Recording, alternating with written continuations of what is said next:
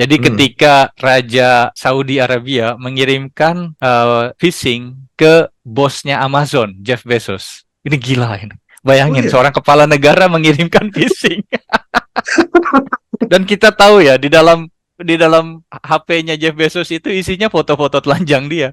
Dan saya pribadi nggak mau lihat itu. Di Jerman itu tidak boleh ada instalasi aplikasi yang tidak perlu dari si perangkat genggam yang dijual. Di Indonesia ketika kita beli handphone baru, itu sudah ada aplikasi-aplikasi di sana. Dan itu kita parahnya beberapa handphone yang saya tes baru, ini handphone baru, kita tes dulu sama anak-anak. Ini mengirimkan data pengguna, data kita pakai aplikasi apa, kapan, di mana kita ada, itu ke servernya di lokasi di mana telepon ini dibuat.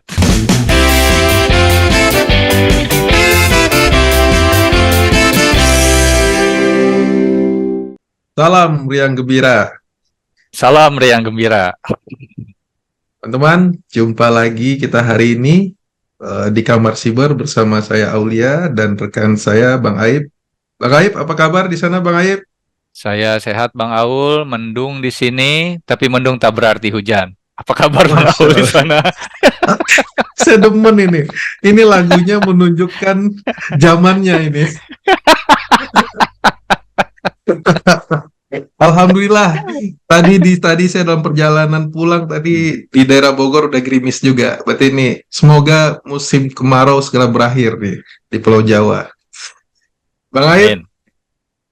Nah, ini hari ini di Kamar Siber ini setelah kemarin kita bahas judi online, saya mendapat banyak pesan dari teman-teman ya, terutama yang menonton konten-konten kita. Dan teman-teman itu lebih banyak menyarankan bahwa untuk episode kali ini kita banyak cerita tentang tips, Bang Aib. Terutama tips-tips menghadapi peretasan. Nah, saya juga mungkin dalam 2-3 tahun terakhir ini ya, kita banyak membaca berita dan juga mendapat informasi bahwa rekan-rekan atau teman-teman itu banyak yang menjadi korban phishing. Baik. Phishing baik itu yang dikirimkan melalui email, yang dikirimkan, terutama yang paling sering itu sekarang melalui WhatsApp, melalui WA. Ada yang bentuknya berupa file APK, ada yang file suara, ada yang macam-macam bentuknya Bang Aib. Nah, gak jarang juga dari korban-korban itu akhirnya terkuras rekening banknya Bang Aib. Nah, ketika dia melaporkan ke bank, ini saya langsung cerita kasus saja Bang Aib ya. Ketika melapor ke bank, rata-rata korban ini oleh bank itu tidak bisa diganti rugi karena dianggap sebagai kelalaian nasabah. Karena bank tidak bertanggung jawab, gitu kan, atas kelalaian nasabah. Kan ada syarat dan ketentuannya ya, Bang Aib ya. Nah, makanya hari ini kita lebih banyak bercerita atau membahas tentang phishing atau peretasan-peretasan yang dialami oleh masyarakat. Nah, Bang Aib, mungkin sebelum kita masuk ke kasus, Bang Aib mungkin bisa menceritakan apa sih itu phishing itu, Bang Aib? Ya, terima kasih Bang Aul. Phishing itu adalah kalau dalam bahasa keamanan cyber pancingan atau memancing. Itu sebenarnya memancing dari kalimat phishing gitu ya. Diubah jadi PH ya, memancing. Dulu digunakan sebagai sarana iseng-iseng berhadiah. Jadi apakah kita bisa memancing seseorang atau sebuah mesin agar menurut kehendak kita atau tidak? Sekarang phishing itu menjadi banyak kategorinya. Jadi ada yang memancing di keseluruhan. Jadi si pemancing ini menyebar mata kail 1.000 atau 10.000 mata kail. Jadi dia kirim ke siapa saja, kemana saja. Itu disebut dengan spam phishing. Jadi menyebar ke mana-mana, mengirimkan ke mana-mana. Nyampah. Benar. Yang kedua, ya ada namanya spear phishing. Jadi spear fishing itu istilah ketika kita memancing dengan menggunakan tombak. Saya Oke, tahu ini. Jadi di spare ya, ujung, tombak ya. benar, ada tombak, Ya, di tombak. ujungnya itu ada mata yang tajam, batu tajam atau mata tajam untuk menangkap ikan. Bedanya, yang pertama itu, Bang Aul, itu dikirimkan ke banyak orang, ke entah 1.000 orang, 10.000 orang, 1 juta orang. Dulu ada namanya Nigeria Fishing. Itu jadi Hmm. orang yang mengaku sebagai pangeran dari Nigeria mau mengirimkan uang banyak dan Oke. kemudian Via kemudian email ya, mencoba via email itu via ya. email itu Saya zaman pernah dulu dapat tuh, juga itu. Saya pernah dapat. Oke, zaman oke. dulu. Yang zaman sekarang itu lebih apa ya, lebih tertata dengan baik. Kalau dulu itu tata Eh, bahasanya hancur, pokoknya berantakan. Nah, sekarang itu lebih tertata dengan baik. Yang spam phishing, mereka mengaku sebagai toko online, mereka mengaku hmm, sebagai bank, mereka mengaku sebagai saudara kita, keluarga kita, gitu. Nah, itu yang hmm, spam phishing. Yang spear phishing itu lain lagi. Spear phishing itu mereka sudah mengadakan riset terhadap kita, namanya profiling. Kita sebagai target itu hmm, di profile dan kemudian dikirimkan secara khusus ke kita. Jadi dia bilang misalnya ke saya, Bang Aib, hmm. dia tahu misalnya, ini tetangganya Bang Aib yang namanya Pak Ijo itu sekarang lagi ada di rumah sakit. Bang Aib tolong segera mungkin ke rumah sakit gitu. Ini dari rumah sakit dan dia Oke. udah tahu siapa tetangga saya, di mana kerjanya. Jadi dengan cara itu mencoba mengalihkan perhatian saya agar saya mengklik atau menekan tombol atau melakukan sesuatu apa yang dia inginkan, si Oke. pemancing inginkan. Itu fishing, Bang Aul. Oke. Berarti tadi ada yang namanya spam phishing, ada yang namanya spear phishing ya. Ya, Oke, ya. Bang Aib. Nah, dari kan kalau dari metodologi cara kerja mereka, phishing itu kan macam-macam caranya ya. Cara-cara mereka memancing itu ya. Karena kan beberapa waktu belakangan itu sebelumnya dia ngirim file bentuknya PDF tapi .apk apa namanya? APK gitu kan. Ekstensinya APK, ya. Ekstensinya APK. Terus ada juga yang mengirimkan berupa link. Kalau yang lebih jadul lagi berupa link. Terus yang lebih advance lagi yang terakhir ini berapa bulan yang lalu tuh saya lihat dia mengirimkan ke WA itu berupa pesan suara, seperti pesan suara. Nah, ini ketika kita menerima pesan seperti itu, Bang Aib, ini kita bicara sebagai korban ya, Bang Aib ya. Itu gimana sih respon kita? Gitu. Sebelum saya bertanya bagaimana cara kerjanya, tapi saya mau tanya dulu bagaimana respon kita sebagai korban. Iya. Ada satu cerita yang bagus ini. Jadi Hmm. ketika Raja Saudi Arabia mengirimkan uh, phishing ke bosnya Amazon, Jeff Bezos. Ini gila ini. Oh Bayangin iya. seorang kepala negara mengirimkan phishing.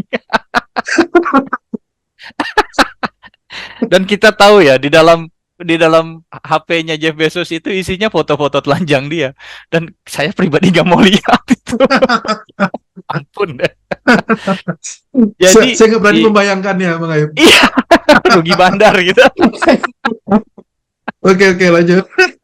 Jadi si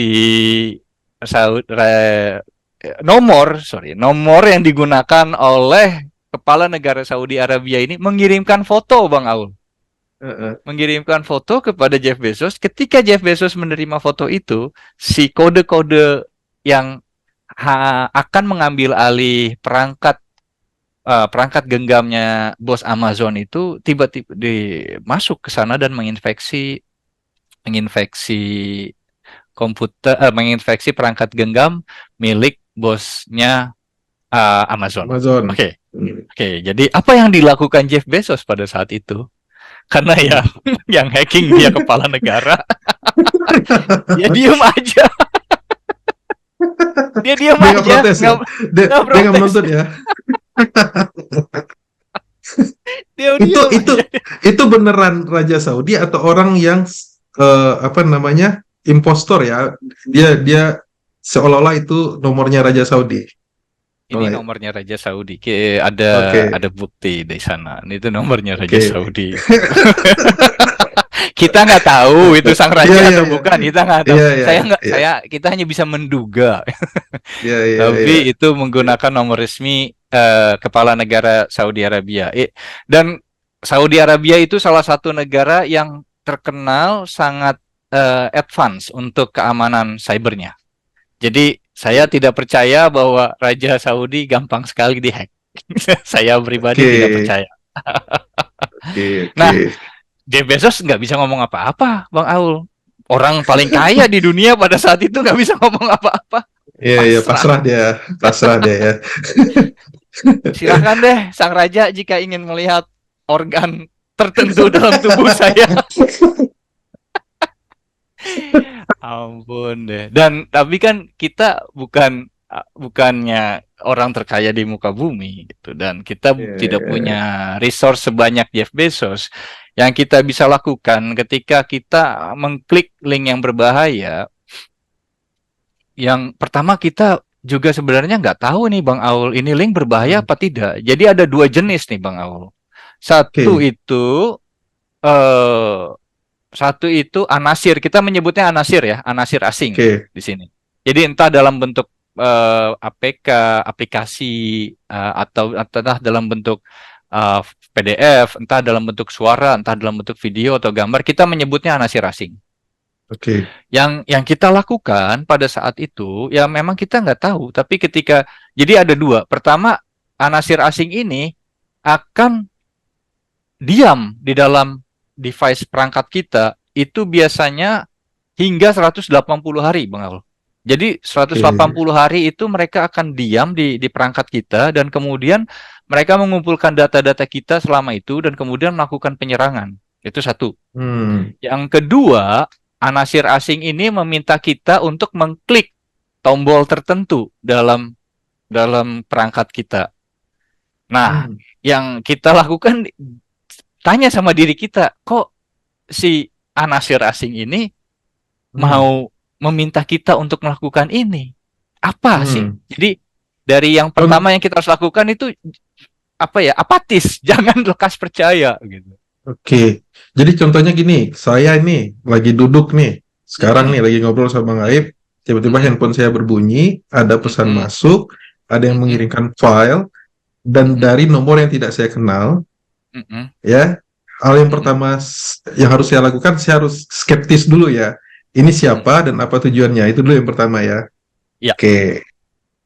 Terus jangankan selanjutnya, orang yang tidak kenal, Bang Aul. Orang yang hmm, kenal aja kita harus tanya, ini link apa sih? oke, gitu. Oke, oke. Kita tanya dulu ya, ini link apa? Oke. Tanya. Itu. Jadi dulu saya ingat sekali karena di perangkat genggam saya pakai WhatsApp karena keluarga atau teman-teman banyak yang pakai WhatsApp. Saya maaf nyebut nama ini ya. Eh, Hmm, dan di setting WhatsApp saya itu saya ubah untuk tidak mengotomatisasi pengunduhan gambar, video dan suara. Jadi orang oke, bisa kirim apapun ke saya, tapi saya tidak unduh otomatis ke perangkat genggam saya. Itu langkah saya yang oke, pertama. Yang oke. kedua, saya tanya waktu ibu saya kirim video, Bang Aul. Hmm, Ibu kirim video. Bu, ini video apa? Itu ibu saya sendiri loh, yang lahirin saya. Bu, ini video apa? Ini video Ustadz. Ustadz siapa? Saya bilang. Ustadznya siapa? Dijawab sama ibu saya. Ustadznya ini. Ini dia sedang apa? Ustadznya sedang berceramah bagaimana menyayangi orang tua. Lalu kemudian saya Google dulu, saya cari mesin pencari. Ustadznya ini, namanya ini, dia melakukan ceramah bagaimana menyayangi orang tua. Lalu saya tanya ke ibu saya, Bu, Ustadznya ngomong begini, begini, begini. Kata ibu saya, benar. Nah, tanpa perlu mengunduh, dan saya tidak perlu ribut ya sama ibu saya. Masa ribut sama ibu sendiri. iya, iya, betul. Tanpa ribut dengan ibu saya berhasil mencoba jika ada orang lain, mencoba berpura-pura jadi ibu saya, dan kemudian mengirimkan anasir asing ke perangkat elektronik saya. Menghindari itu. Itu contohnya, Iya, Bang Awal. iya, iya, iya, iya. Baik, jadi saya tambahin ya, setelah menerima sesuatu kiriman dari baik itu orang yang kita kenal dekat sekalipun ya, kita harus tanyakan dulu itu apa isinya ya. Hmm. Baik itu link, misalnya link pernikahan ya, yang sempat viral juga dulu ya, undangan pernikahan, sampai atau yang bentuk video, suara maupun file PDF. Nah, Hmm. setelah itu Bang Aib, eh, setelah kita verifikasi seperti itu, ya contohnya ini kita coba skenario kan ya, biar Hmm. masyarakat Hmm. juga Hmm. Hmm. mudah memahami. Nah, Ya. ketika kita sudah konfirmasi seperti itu dan kita tidak mau membukanya, ini dalam hal Hmm. kita memilih untuk tidak membukanya, apa yang harus Hmm. kita lakukan atas pesan tersebut, Bang Aib? Saya pribadi kadang-kadang kebijakan saya adalah kejujuran adalah hal yang terbaik yang bisa saya berikan kepada orang yang saya cintai dan orang yang saya hadapi. Saya akan bilang, saya mohon maaf, saya tidak bisa membuka link yang Bapak, Ibu, Saudara, Saudari kirim, karena saya khawatir dengan keamanan diri saya dan keamanan perangkat genggam saya. Oke, Saya oke. sebelumnya minta maaf. Saya biasanya begitu. Saya Ya, saya ya, ya. jujur begitu. Sebagai bentuk pertahanan diri ya. Ya, memang nggak semua orang senang Bang Aul. Ya, ya, ya, ya, Buka ya, aja betul, sih betul. ini cerita cerita lucu nih. Yang lucu juga enggak ya. Jadi teman SD saya dulu udah lama nggak ketemu, tiba-tiba waktu masa-masa COVID ini mengirim link, namanya link untuk kartu kartu kerja apa begitu, dan kemudian kalau buka link itu kata dia kamu masuk dan daftar ke situs ini, kita sama-sama dapat 100.000 apa 200.000 rupiah gitu. Ah, Iya, dan saya juga bilang, iya, saya mohon maaf, saya tidak bisa membuka ini. Sebelum saya buka link itu, saya cek di salah satu aplikasi online, namanya URL Checker. Jadi ada nama, kalau kita ke mesin ya. pencari, kita lihat di sana URL Checker, itu ada banyak aplikasi yang mampu mengecek apakah link-link tersebut ada virusnya atau tidak. Nah, kemudian saya Mhm. copy si linknya yang dikirim sama teman SD saya itu, saya copy ke URL checker, dan ketahuan kalau di sana itu mengandung virus, mengandung anasir-anasir asing yang jahat gitu. Dan saya bilang sama beliau, saya tidak bisa membuka link ini. Dan beliau itu marahnya minta ampun ya. Kamu nggak pengen ya temen itu bahagia, kamu nggak pengen temen dapat dapat rezeki gitu. Kita sama-sama udah bagi rezeki ini. Aduh, saya Ya, ya, ya, kita ya. repot ya. Iya, karena ada juga itu yang pesan-pesan berantai itu. Tolong kirimkan ini kepada 10 orang temanmu, maka kamu apa? Dapat sesuatu gitu kan. Ini Iya pola-pola benar. seperti itu dimainkan ya. Hmm, hmm, Iya, Bang Aib. Berarti ini saya pemirsa sekalian, saya coba recap lagi. Jadi ketika kita menerima pesan ya, pesan yang apapun bentuknya, yang berupa file, link atau berupa aplikasi apapun yang masuk ke telepon genggam kita, yang pasti itu kita contoh, kita sebut merek aja WhatsApp karena paling banyak digunakan di Indonesia ya. hmm. Yang pasti settingnya itu kita jangan auto download, itu yang pertama. Karena kalau auto download, siapapun yang kirim otomatis terdownload di headphone kita. Nah, terus yang kedua, kita juga harus tanyakan kepada yang mengirimkan itu apa gitu kan. Nah, kalau memang kita merasa berkepentingan atau ya mungkin kita bisa double checking dulu. Tapi kalau tidak merasa berkepentingan ya nggak usah dilanjutkan gitu ya Bang Aib ya. Setuju. Oke, ya. Ini kita lanjut Bang Aib. Sebenarnya ketika ketika apa namanya kita mengklik sesuatu yang kita duga malicious tadi ya, apakah itu bentuknya macam-macam tadi itu ya, anasir-anasirnya itu sebenarnya apa sih yang mereka lakukan di perangkat genggam kita Bang Aib? Apa saja yang Ada. apa saja yang bisa dia lakukan dengan perangkat genggam kita?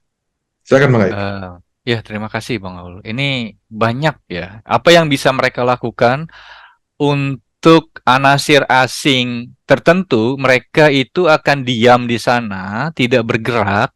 Kita menyebutnya sleeper cell. agent. Hmm. Sleeper cell agent itu agen yang tertidur gitu. Jadi Yang tidur. sana aja, iya diam. Kecuali nanti dipanggil baru bangun. Hmm. Ketika dipanggil dia bangun, dia akan membuat telepon genggam kita, misalnya mengirimkan pesan-pesan tak senonoh, pesan-pesan jahat kepada banyak orang di kontak-kontak WhatsApp kita. Ini contoh ya, WhatsApp. Hmm. Ini pernah ada kasus. Ini saya nanganin kasus ini. Jadi Oke. ada sleeper cell agent di perangkat genggam seorang aktivis yang sudah diinfeksi. Itu satu. Yang kedua, ada juga anasir asing yang tiba-tiba langsung bergerak mengambil data-data pribadi kita. Jadi data, misalnya data telepon, data kapan kita menelpon, kapan kita dapat SMS, apa isi SMS kita, di mana kita berada, apa yang kita lakukan, kemudian mereka menyadap mikrofon yang ada di telepon kita dan kemudian mengirimkannya di sebuah server, di sebuah tempat di mana lah. Dan kemudian itu bisa diakses semuanya oleh orang yang mengirimkan si anasir asing ini. Itu yang ya ada yang begitu. Itu yang kedua. Yang ketiga, ada juga yang sifatnya masih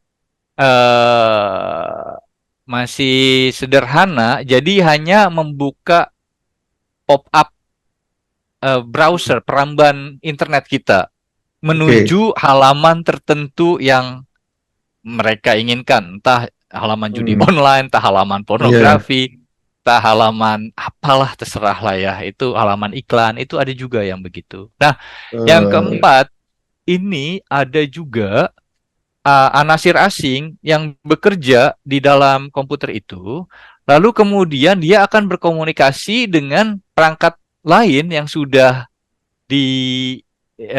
diinfeksi, dan kemudian berkomunikasi dengan perangkat-perangkat lain yang sudah diinfeksi. Jadi sekitar misalnya ribuan perangkat genggam yang sudah diinfeksi, dan mereka akan menyerang sama-sama sebuah target, Bang Aul.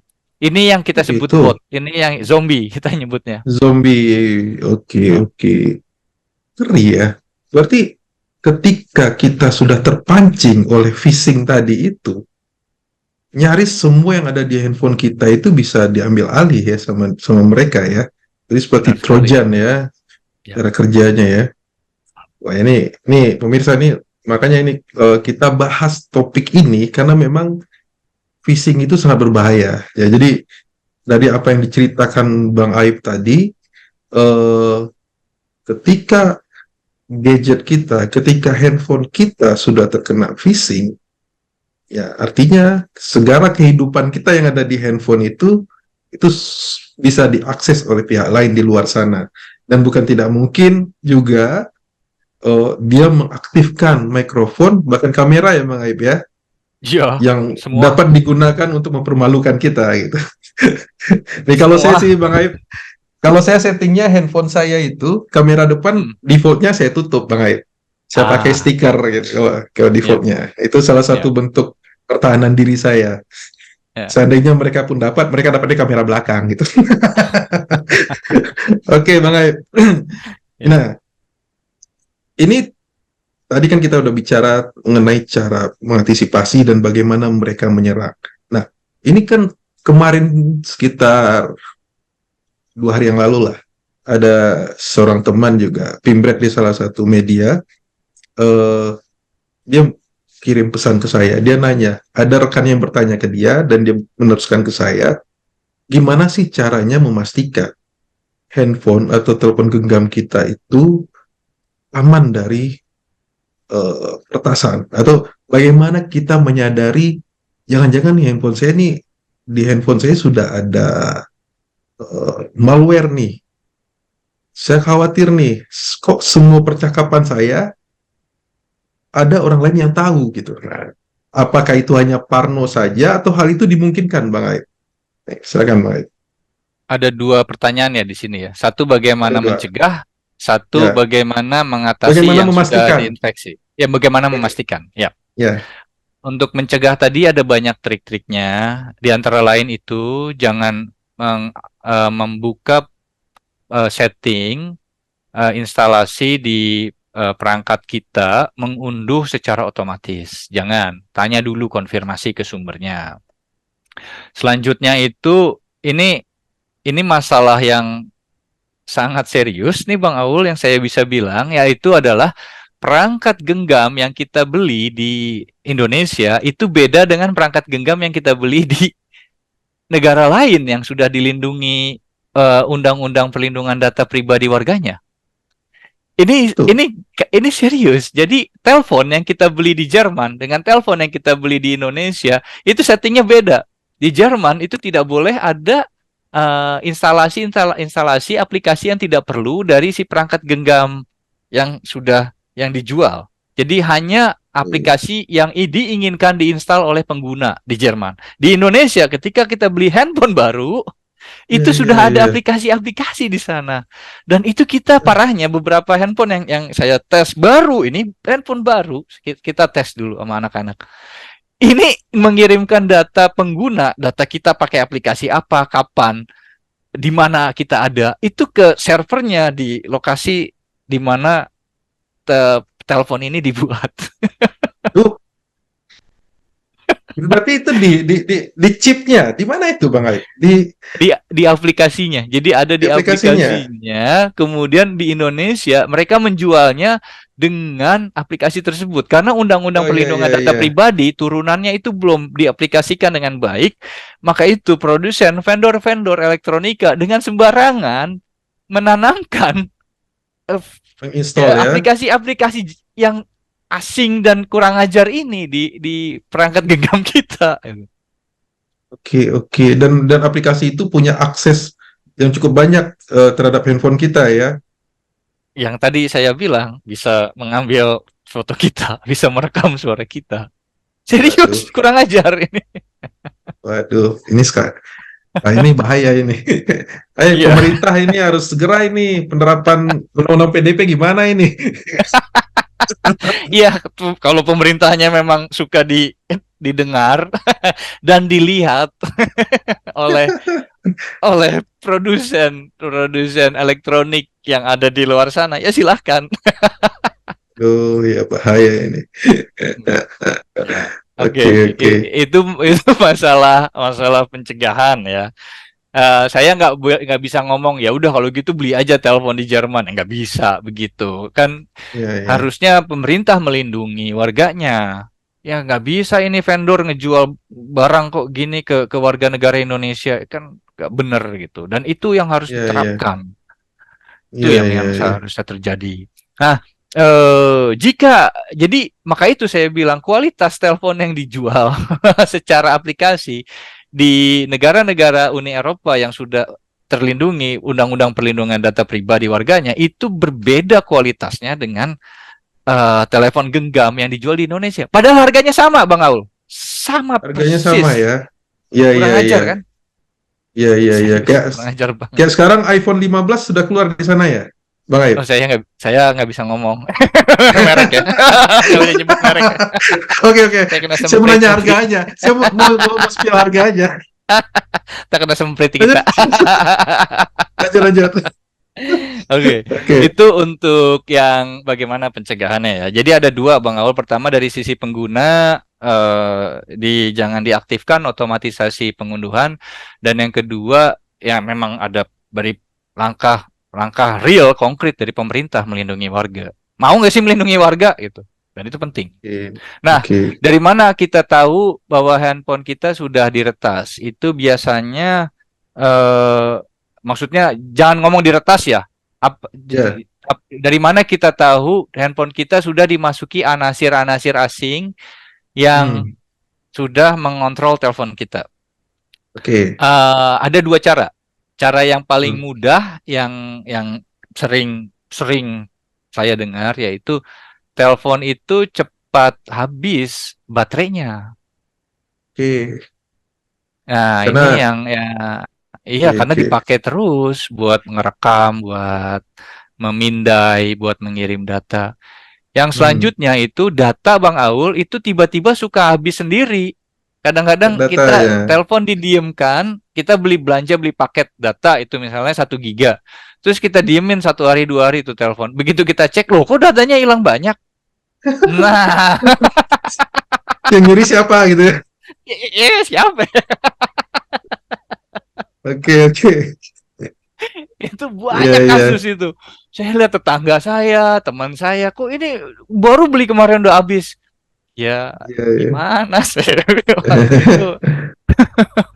Berarti Nah, dia itu jalannya itu di jalan apa ya? Programnya itu jalan di background ya, Bang Aibi background aja. di latar belakang, benar. Ya, ya. Dia Nah, tidak tampil di layar kita ya, tanpa kita sadari ya.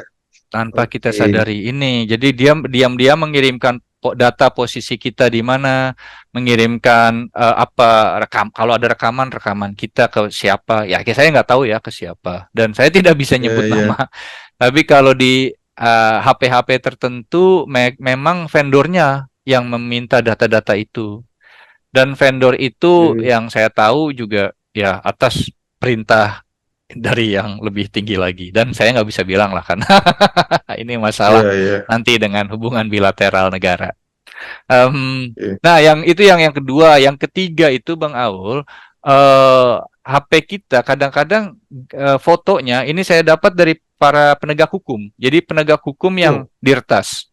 Ya, kemudian kan Hmm. datang dan kemudian ke kami dan kami ngobrol sama-sama, kami cek, kami lakukan forensik ke datanya, perangkat genggamnya dan kami lihat ada memang. Tapi dari mana para penegak hukum ini tahu kalau diretas? Itu urutan foto. Jadi ada dia kalau foto itu kita lihat urutan urutan mana yang pertama paling paling awal di atas itu foto yang yang terakhir Paling dilihat, baru. Ya. paling baru. Itu foto yang paling baru dilihat itu adalah foto yang lama disimpan dan itu foto mengenai pekerjaan beliau sebagai seorang Hmm. penegak hukum. Dan itu foto kerjaan ya, dan itu foto yang nggak boleh di dilihat oleh banyak orang gitu. Dan dia pikir, loh siapa yang buka telepon saya dan lihat foto ini? Jadi Hmm. ada jejak terlihat, tapi itu Oke. masih belum canggih gitu ya. Kalau yang canggih itu biasanya nggak bilang-bilang, semuanya disedot langsung. Ya, ya, ya, ya. Tapi luar biasa ya. Ya, Ya. nah itu yang cara yang mudah ya Bang Aul. Ada cara yang susah yaitu Hmm. forensik. Dan ini yang saya Hmm. sering ngobrol ke teman-teman, masih belum banyak ini apa ya bisnis rekan-rekan bisnis di Indonesia yang membuka membuka pekerjaan ini gitu. Lapangan pekerjaan ini Hmm. masih belum banyak. Padahal banyak kebutuhan untuk forensik perangkat genggam. Ya. Iya, iya, iya, iya. Karena mahal kali ya lisensinya. Pendidikannya tidak susah, enggak pendidikannya yang harus mengerti arsitektur, cara kerja perangkat genggam, sistemnya bagaimana. Kadang-kadang Hmm. biasanya suka nyerah kalau bahasa Inggris. Itu beberapa teman kita. Ya, ya, ya, ya. Oke, jadi memang apa ya, kalau peretasan ini benar-benar berbahaya ya, Bang Aib ya. Kalau kalau saya membayangkan aja ini apa ya, kalau saya cerita pribadi ya, kalau saya sendiri kan udah berkali-kali juga diserang ya selama waktu saya di KPK ya. Terutama di saat-saat krusial yang tidak mungkin saya ceritakan di forum ini. Tapi ini bagi Ya. masyarakat awam yang sebenarnya tidak ada hubungan risiko pekerjaan, yang apa namanya, yang pekerjaannya pun tidak bersentuhan dengan pihak yang punya otoritas melakukan sesuatu itu, mereka harus tahu gitu, karena mereka potensial menjadi korban eh, dari penipuan-penipuan seperti ini atau dari serangan-serangan seperti ini. Nah, Bang Aib, ini kita untuk apa, ini pertanyaan terakhir dari saya. Setelah tadi kita tahu bagaimana cara memastikan gadget kita aman, terus bagaimana kita merespon ketika mendapatkan link segala macam.